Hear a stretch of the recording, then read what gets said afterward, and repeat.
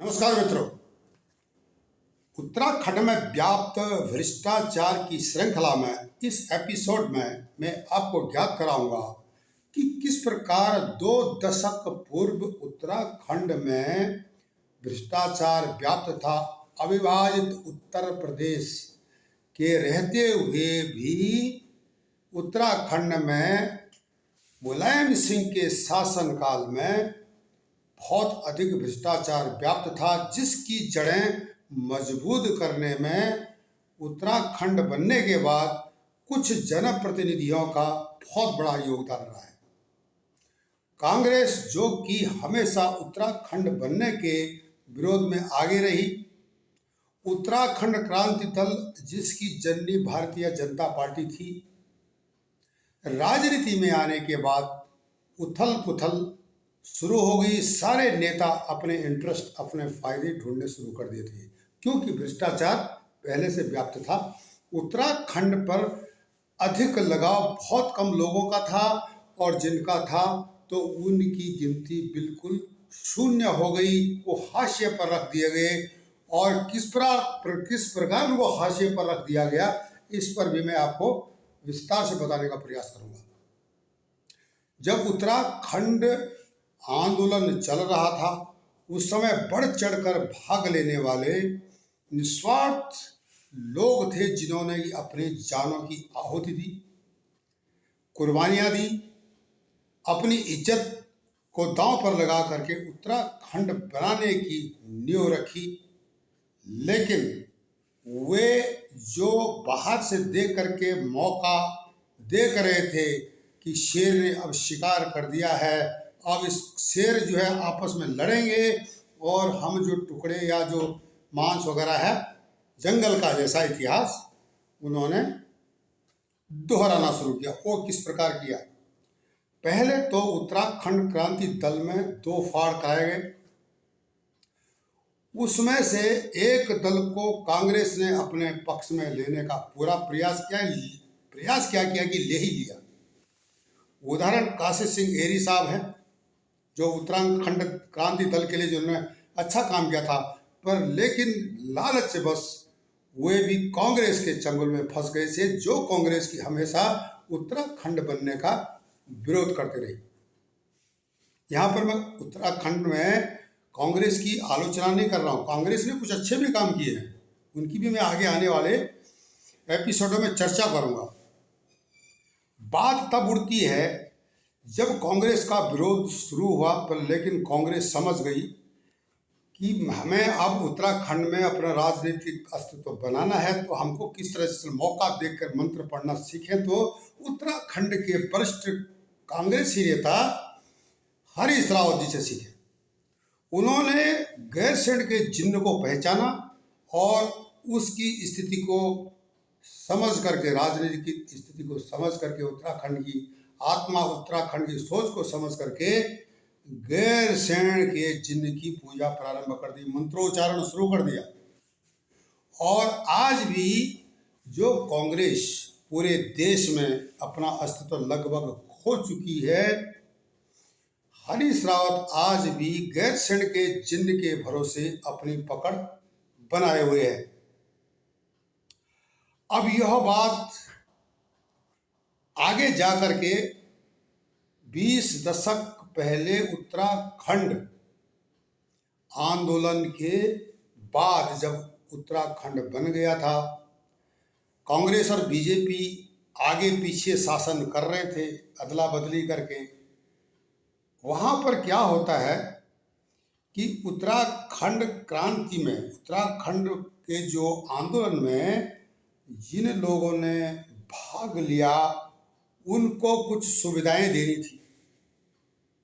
जो असली आंदोलनकारी थे, या तो जेल में थे उत्तर प्रदेश के कई जेलों में, या उनका जो है अस्तित्व लगभग समाप्त हो चुका था, कई मर चुके थे, थोड़े बहुत बचे हुए थे जो कि सुविधा लेने में सक्षम रहे, शायद आज थोड़ा बहुत ले भी रहे हैं।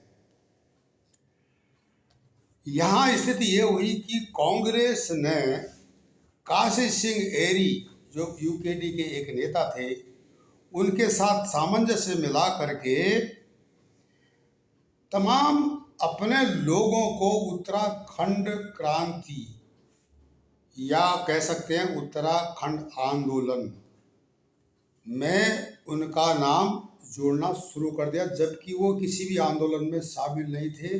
उनमें तो कई आज भी अगर इंक्वायरी करे कोई तो जिस समय यह आंदोलन उत्तराखंड आंदोलन हुआ था उनकी उम्र मुश्किल से 8 साल या 10 साल थी। उनके नाम भी आपको उत्तराखंड आंदोलनकारियों में मिल जाएंगे। वे लोग जो घरों में बैठे रहे, खेतों में काम करते रहे, अपने काम में व्यस्त रहे, उनका दूर दूर तक उत्तराखंड आंदोलन से कोई भी लेना देना नहीं था। उनके नाम भी उत्तराखंड आंदोलनकारियों की सूची में जुड़ गए। आज उनको पेंशन मिल रही है, नौकरियां ली उन्होंने, उनके बच्चों को तक नौकरियां मिली। आप देख सकते हैं, अगर इस पर सीबीआई की इंक्वायरी बिठाई जाए, पुराने लोगों को लेकर के जो कि आंदोलनकारी थे, उनके द्वारा जो कि आज कहिए तो बिजनेसमैन है, मदन कोटनाला जी की तरह या दूसरे लोगों की तरह आंदोलनकारी थे, वो अपने व्यापार की दुनिया में चले गए। उनको समझ में आ गया कि यहाँ अब क्या होने वाला, क्योंकि कांग्रेस और दूसरे नेता इसमें घुस चुके हैं। आंदोलन का जो एक्सप्लॉयटेशन, शोषण शुरू हो चुका है, राजनीतिकरण शुरू हो गया, इन लोगों ने अपने आदमी डालने शुरू हो गए। वो शुरुआत थी उत्तराखंड में भ्रष्टाचार की, जबकि जो आंदोलनकारी नहीं थे उनका नाम भी आंदोलनकारियों में की सूचियों में डालकर उनकी पेंशन लगाई गई, नौकरियां दी गई। इस पर सीबीआई की इंक्वायरी हो तो आपको बहुत कुछ मिल जाएगा। इस पर इंक्वायरी नहीं हुई है क्योंकि वही राजा थे, वही मंत्री थे, वही पुरोहित थे और वही फौज थे, वही पुलिस थे। तो दूसरे जो जनता, आम जनता का आवाज उठाने का कोई मतलब नहीं बनता है, क्योंकि आसानी से इनके मुंह बंद किए गए और जिसने मुंह खोला उसका अस्तित्व ही खत्म कर दिया गया। ये सारे जो इतिहास हैं, और जो लोग सुन रहे हैं इस वीडियो को शायद उनको अच्छी तरह पता है, जो घर में बैठे थे, कभी आंदोलन से उनका दूर दूर तक लेना देना नहीं था, वो आज भी उसका फायदा उठा रहे हैं, पेंशन ले रहे हैं। ये इतिहास बताता है कि उत्तराखंड में किस प्रकार पृष्ठभूमि भ्रष्टाचार की बनी। इसमें कांग्रेस भी पल्ला नहीं झाड़ सकती है, ना यूके डी के दोनों धड़े पल्ला झाड़ सकते हैं। अपने लोगों को उन्होंने एडजस्ट कर दिया था, आज भी उस फैसिलिटी का फायदा उठा रहे हैं। अब ये लगा लो कि जो वास्तविक आंदोलनकारी थे, जिन पर अत्याचार हुए, व्याभिचार हुए मुलायम सिंह के जमाने में, उनको हाशिए पर रखने में जिन नेताओं के योगदान थे वे आज भी उत्तराखंड की राजनीति में हैं। उत्तराखंड की जनता, उत्तराखंड के पत्रकार उनको जानते हैं, पर लेकिन वे मुंह नहीं खोलते। एक भय का वातावरण है, क्योंकि खाने कमाने वाला स्टेट है, गरीबी अधिक है, पलायन इसीलिए है क्योंकि रोजी रोटी के लिए उत्तराखंड में रोजगार उनको मिलेगा जिनके हाथ में सत्ता है, जिनके हाथ में परिस्थितियों को जकड़ने की क्षमता है। आज वही चल रहा, बशर्ते कि डिजिटल युग में जल्दी से सामने आ गया, बशर्ते आज का जो युवा नरेंद्र मोदी जी के लिए थाली पीटे, चाहे चीतों की कहानी लगाए, दुनिया का ध्यान डाइवर्ट भ्रष्टाचार से नहीं कर सकता है। तमाम उत्तराखंड के विभाग भ्रष्टाचार से ग्रस्त हैं। इसमें जनप्रतिनिधियों का प्रत्यक्ष और अप्रत्यक्ष रूप से हाथ रहा है। मैं उन वरिष्ठ नेताओं से पूछना चाहता हूं जो कि उत्तराखंड की राजनीति में है। मेरे परम मित्र माननीय डॉक्टर रमेश पोखरियाल निशंक जी ने सही कहा, भाई थोड़ा रुक जाओ। जनता भी मान गई, हाँ भाई रुक जाते थोड़ा, पर लेकिन क्या रुकना किस लिए साहब? क्या लीपा पोती के लिए टाइम देना है इनको? ये सवाल मैं नहीं कर रहा हूं, ये तमाम उत्तराखंड की जनता कर रही है। एक दूसरा, हरीश रावत जी का ध्यान, जो वरिष्ठ नेता हैं उत्तराखंड के कांग्रेस के, उनका ध्यान कहाँ है? चीतों पर है। उनका ध्यान भ्रष्टाचार पर नहीं है, क्योंकि उनके कई मंत्री, कई संतरी इस मकड़ जाल में फंसने के लिए बिल्कुल तैयार हैं। उनको भी लीपापोती का समय चाहिए। एक दूसरे से जुड़े हैं, कुछ कांग्रेस से बीजेपी में गए, कुछ बीजेपी से कांग्रेस में है, तो भ्रष्टाचार में भी उनका आपस में काफी कुछ रिश्ता है। ये जनता जानती है। अब यहाँ पर सवाल उठता है, उत्तराखंड क्रांति दल हो, बीजेपी हो, कांग्रेस हो, इनमें जो है, जो वरिष्ठ जनप्रतिनिधि हैं, ब्यूरोक्रेट्स हैं या राजनीतिक पत्रकार हैं, इनकी छंटनी होनी बहुत जरूरी है। इनको सलाखों के पीछे डालना बहुत जरूरी है। इसमें सारे भ्रष्ट नहीं है। न तो कांग्रेस की बात कर रहा हूँ, न बीजेपी की बात कर रहा हूँ, न यूकेडी की बात कर रहा हूँ। अब उन लोगों को आगे आना चाहिए जो युवा है। भ्रष्टाचार का जिन्होंने दंश झेला है, उन लोगों को आगे आना चाहिए और इन सब जो है पाखंडियों को उत्तराखंड से बाहर का रास्ता दिखाना चाहिए, या इनको चुपचाप बिठा देना चाहिए कोने में, ताकि आने वाले समय में उत्तराखंड में भ्रष्टाचार की बीमारी कम हो। खत्म तो नहीं हो सकती है कि उसकी जड़ें काफी मजबूत, मुलायम के जमाने से लेकर के और वर्तमान जो है धामी साहब के उत्तराखंड नेतृत्व में यह सब देखा गया है। इसमें एक अकेला नेता रिस्पॉन्सिबल नहीं है, क्योंकि यह मकड़जाल बहुत दिन से माफियाओं के द्वारा बुना गया था। अब यह है सफेद पोश कौन है भाई? दो जो पकड़े गए, हाकिम सिंह और उसके साथ मूसा, ये दो पकड़े गए। इनमें जो है मास्टरमाइंड कौन है? अभी तक तो उत्तराखंड के जनप्रतिनिधि इसको ही डिसाइड नहीं कर पाए कौन मास्टरमाइंड है, पर जनता जानती है। मास्टरमाइंड सफेद पोश है, जिसके पास छोटी नौकरी के लिए 15-15 लाख एक आदमी घूस देता था, फिर नौकरी लेता था या रिश्तेदार को नौकरी मिलती थी, अच्छी खासी कमाई थी, एक उद्योग चल रहा था, आज भी चल रहा है, स्थानांतरण उद्योग। स्वास्थ्य विभाग में माफिया उद्योग, शिक्षा विभाग में शिक्षा माफिया उद्योग। जनता जाग चुकी है। उन नेताओं को सावधान होने की जरूरत है जो भ्रष्टाचार करते रहे हैं और जिन्होंने भ्रष्टाचारियों को पाला है।